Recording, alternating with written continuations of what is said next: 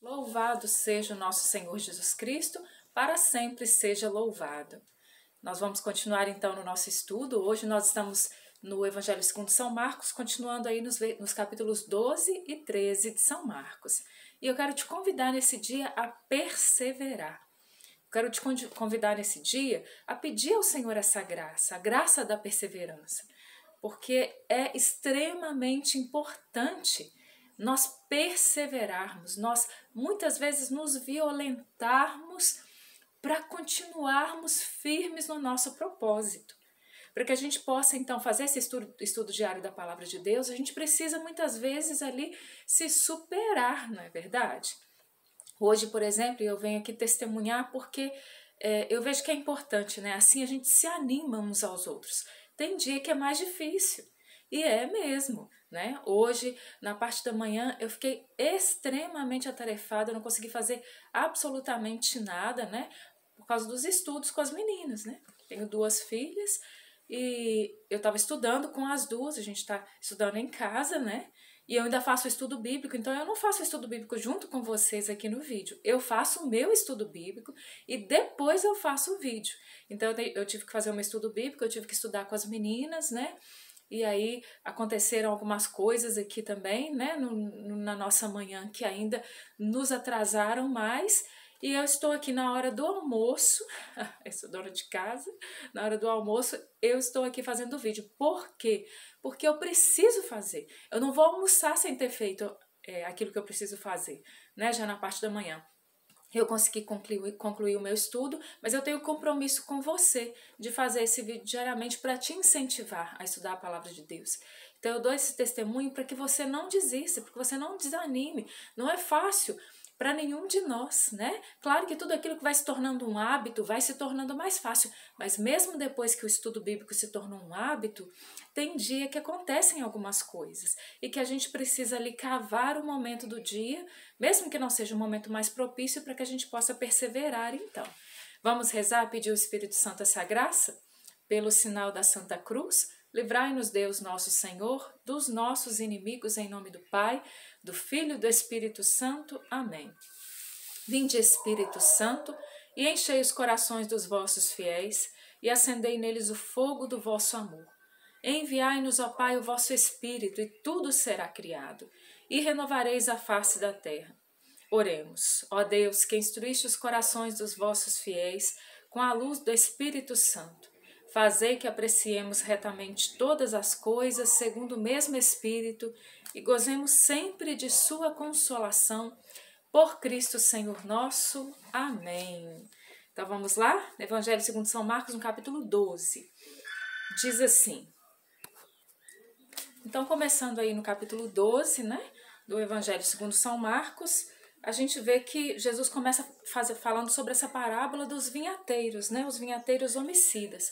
Então, Jesus vai contar uma parábola ali para dizer, então, que um homem tinha uma vinha, né, diz assim, um homem plantou uma vinha, cercou-a com uma sebe, cavou nela um lagar, edificou uma torre e arrendou a vinhateiros e ausentou-se daquela terra.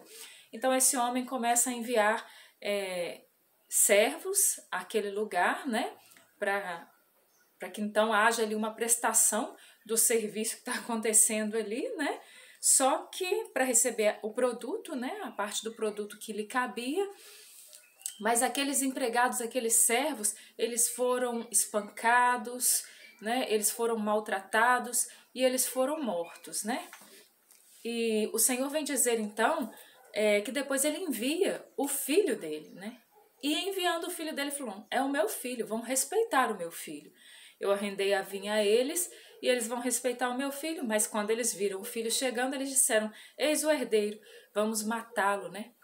Vamos lançá-lo fora, para que nós fiquemos com a herança. Mas na verdade, quando Jesus diz então dessa parábola, ele está dizendo daqueles a quem foi confiada a vinha do Senhor, falando das autoridades religiosas da época, né?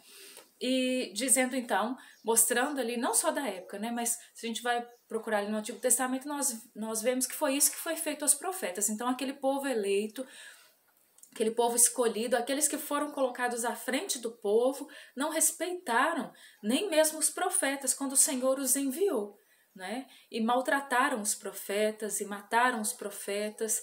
E vem então na plenitude dos tempos o Filho de Deus, Jesus Cristo. E o que eles fazem então com Jesus? Eles matam o Filho, né?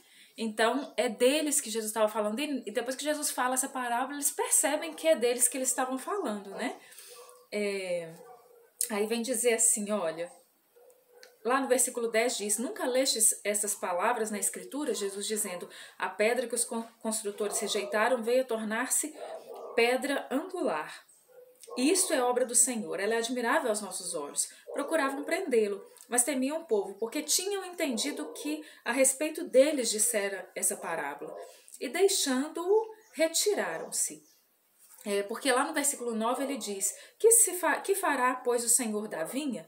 Virá e exterminará os vinhateiros e dará a vinha a outro.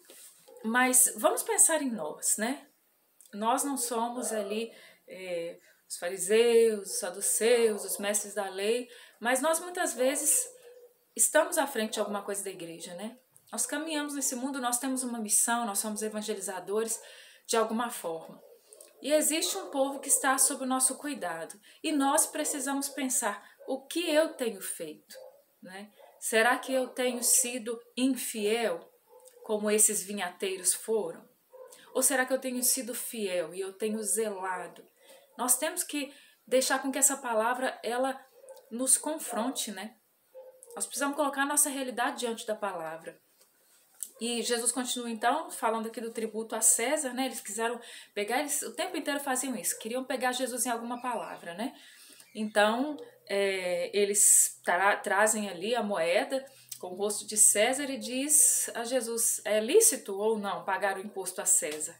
Né? Eles queriam pegar Jesus com aquela realidade, né? Mas então Jesus, lá no versículo 17, ele responde, dai, pois, a César o que é de César, e a Deus o que é de Deus. E eles se admiravam. Sempre as respostas de Jesus, elas causavam admiração. Porque existia nele uma sabedoria muito superior àquela que eles estavam acostumados, né? Então Jesus, a sabedoria de Jesus, eles não imaginavam que Jesus ia dar uma resposta, que Jesus ia conseguir sair daquelas situações que eles envolviam Jesus e de repente Jesus dava uma resposta que ia muito além do que eles imaginavam. Dai a César o que é de César, né? E a Deus o que é de Deus. Tanto que quando Jesus vai ser julgado, quando Jesus vai ser condenado, eles dizem lá, né, diante de Pôncio Pilatos, que Jesus tinha proibido de pagar os impostos. Estava fazendo isso, fazer motim, né? Jesus nunca proibiu de pagar impostos, né? Nós devemos pagar os nossos impostos? Devemos, mas nós devemos nos confiar ainda mais à divina providência, né? Muito mais nos entregar a Deus. Dai a César o que é de César. O que é desse mundo, gente, é desse mundo. O que nós temos que fazer, nós temos que fazer. Nós temos que cumprir com as nossas obrigações, né? Dentro da sociedade onde a gente vive. Mas nós não devemos nos esquecer de dar a Deus o que é de Deus, né?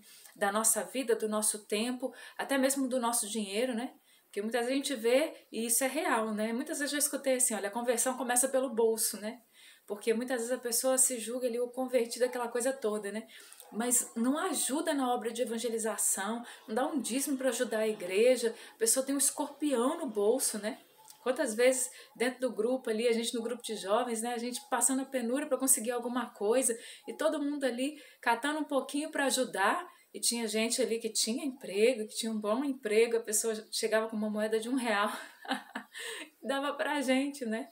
A pessoa podia ali estar ajudando com um pouco a mais, a gente, né, vivendo a situação. Falando isso não para julgar os irmãos, mas para que a gente possa pensar também nessa realidade, né? Então, a palavra de Deus que vai aqui nos desafiando de diversas formas. O Espírito Santo pode estar falando no seu coração aí, de alguma forma também, né? Alguma coisa que o Senhor queira falar ao seu coração. Continuando aí, eles levantam uma outra questão a partir do versículo 18, né? Eles contam uma história para Jesus ali, de uma viúva que se casou com um irmão, não deixou filhos, e foi se casando com todos os irmãos, morreram todos eles, no final morreu a mulher.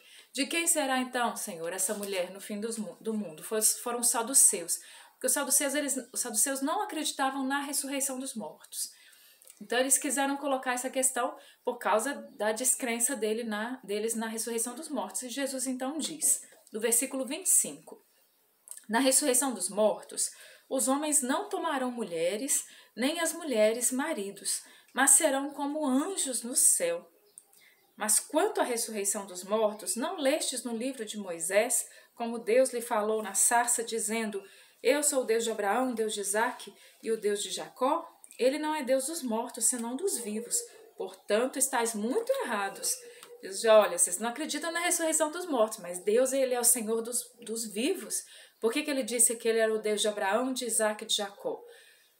Mesmo depois que eles haviam morrido. Porque ele é o Deus dos vivos e existe a ressurreição dos mortos. Jesus estava ensinando para eles. E ensinou uma outra coisa. No céu, gente, não vai ser igual aqui, não, né? A realidade do céu, a realidade celeste, nós seremos, Jesus vem dizer, nós seremos como anjos, nós não vamos nos casar, não vamos nos dar em casamento, né?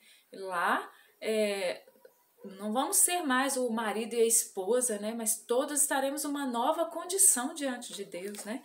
Então, terá passado, como nos diz Apocalipse, a primeira condição, que é a condição na qual nós vivemos hoje. E aí Jesus dizia, olha, vocês não estão entendendo, hein?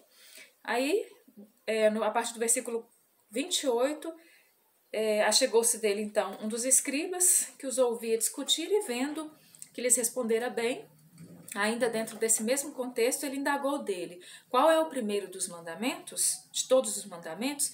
E Jesus responde, então, o primeiro de todos os mandamentos é este, ouve Israel, o Senhor nosso Deus é o único Senhor. Amarás o Senhor teu Deus de todo o teu coração, de toda a tua alma e de todo o teu espírito e de todas as tuas forças. Eis aqui o segundo, amarás o teu próximo como a ti mesmo. Outro mandamento maior do que estes não existe. Disse-lhe o escriba, perfeitamente, mestre, disseste bem que Deus é um só, que não há outro além dele. Amá-lo de todo o coração, de todo o pensamento, de toda a alma, de todas as forças. E o próximo como a si mesmo excede todos os holocaustos e sacrifícios. Vendo Jesus que ele falara sabiamente, disse-lhe, não estás longe do reino de Deus. E já ninguém ousava fazer-lhe perguntas. Então esse é o grande mandamento, o mandamento do amor. Amar a Deus sobre todas as coisas e ao próximo como a si mesmo. E aqui o próprio escriba vem dizer, tomando ali já o Antigo Testamento, né, que isso vai exceder todos os holocaustos e sacrifícios, né? O que é maior do que amar a Deus sobre todas as coisas e ao próximo como a si mesmo? Precisamos pedir ao Senhor que nos dê a graça de um amor autêntico, de um amor profundo e verdadeiro a Deus em primeiro lugar e ao próximo, verdadeiramente, que o Senhor nos ensine a amar.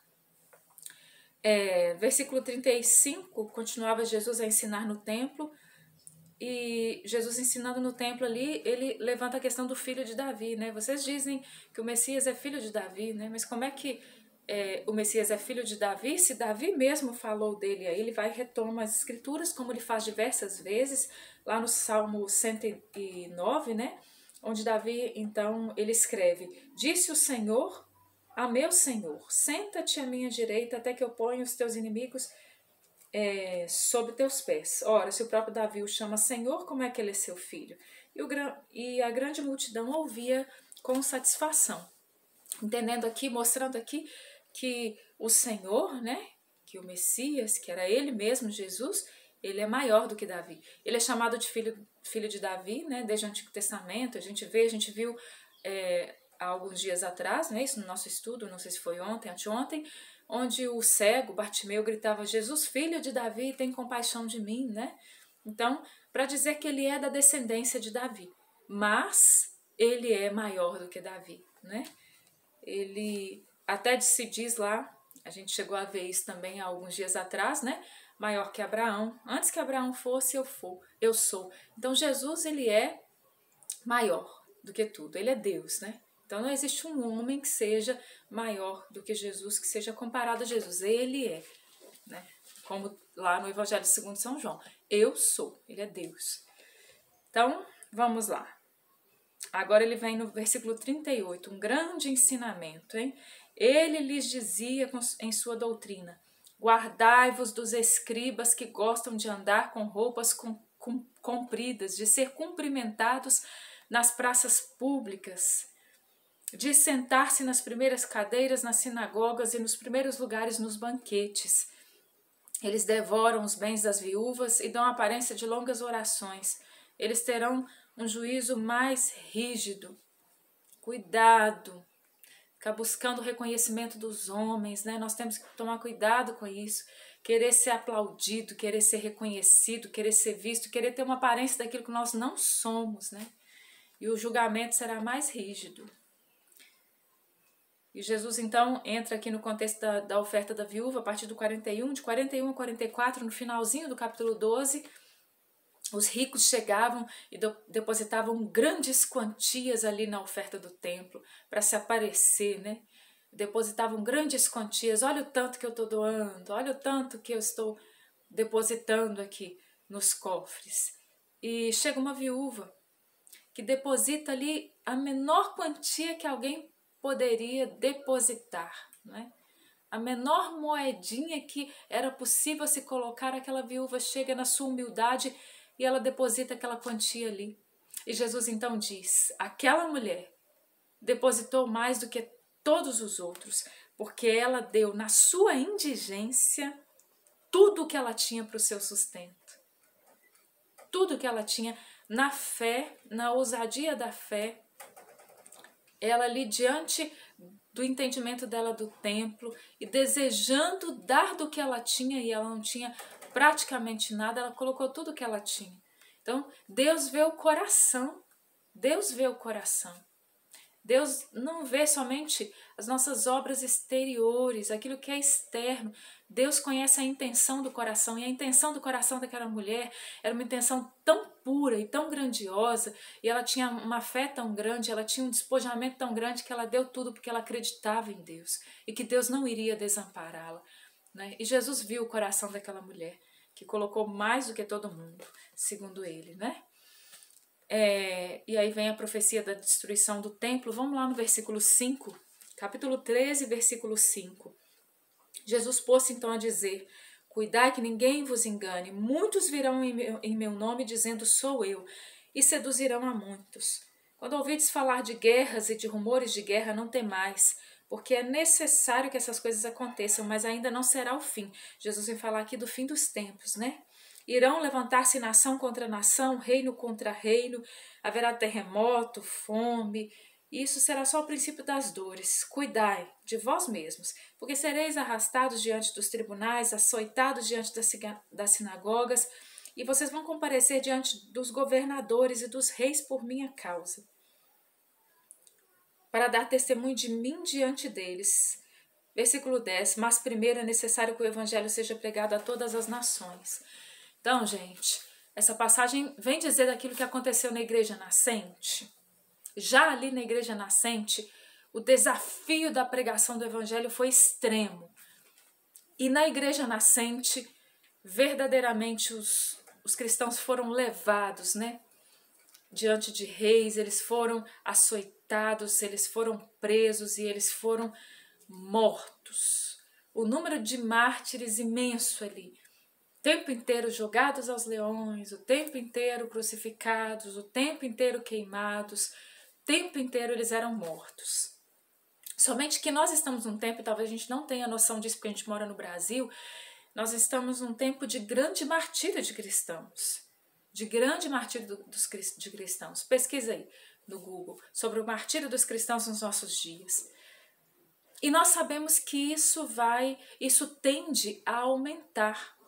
Porque nós temos visto no mundo, de uma forma concreta, através das leis, através daquilo que vai nos cercando e nos comprimindo, nós temos visto que existe uma perseguição. Quando não é essa perseguição de martírio, mas existe uma perseguição até mesmo no meio do Brasil, o país mais cristão do mundo, existe uma perseguição muito grande. Nós vemos isso, as coisas que vão sendo legisladas, e a gente tem que brigar ali contra aquilo que quer ser legislado, aquilo que é contra a nossa fé.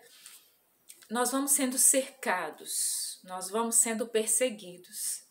E nós precisamos estar prontos para dar até mesmo a nossa vida, se for necessário. Mas É necessário que o evangelho seja pregado.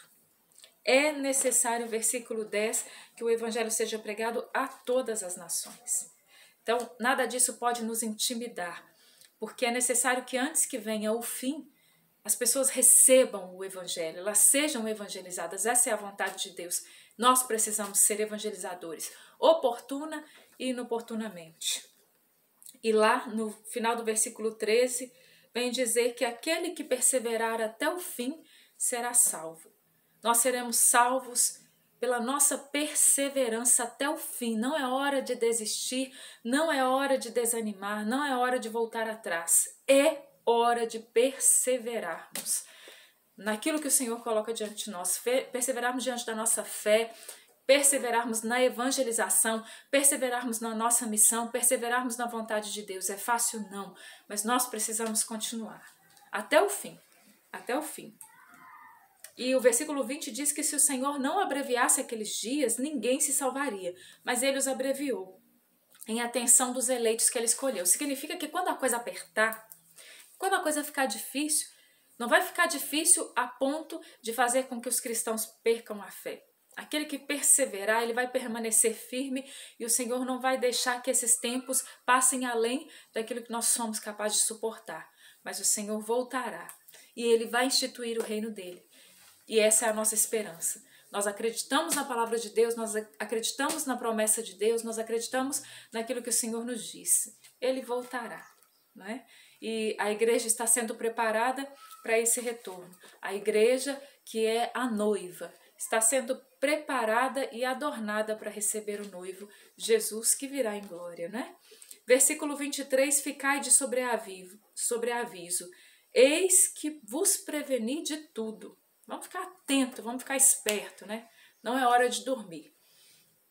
E vamos lá no 24, naqueles dias, depois dessa tribulação, o sol se escurecerá, a lua não dará seu esplendor e cairão os astros do céu e as forças do céu serão abaladas. Então verão o Filho do Homem voltar sobre as nuvens com grande poder e glória. Gente, não tenha medo. Não tenha medo, não é para ter medo, o cristão tem que ter medo do mundo que está longe de Deus, o mundo que está fora de Deus, está fora da vontade de Deus.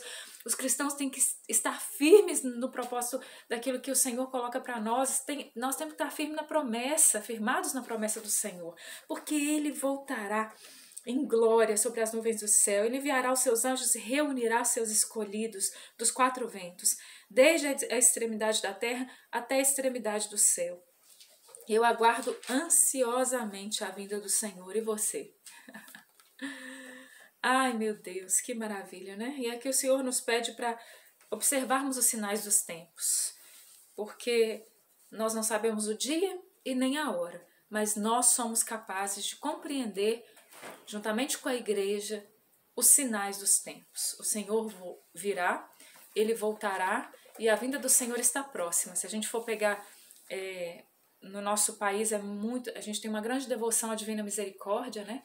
E muitos de nós têm ali o Diário de Santa Faustina. Se a gente pega o Diário de Santa Faustina, escritos aprovados pela igreja, por isso ela é canonizada, né? Tem que ser aprovados os escritos, que falam dessa vinda de Jesus, onde Jesus mesmo diz, revela a Santa... eu ia dizer Santa Margarida Maria Alacoque, que também tem profecias maravilhosas. Santa Faustina, a Santa da Divina Misericórdia. Então, profecias maravilhosas do final dos tempos, né?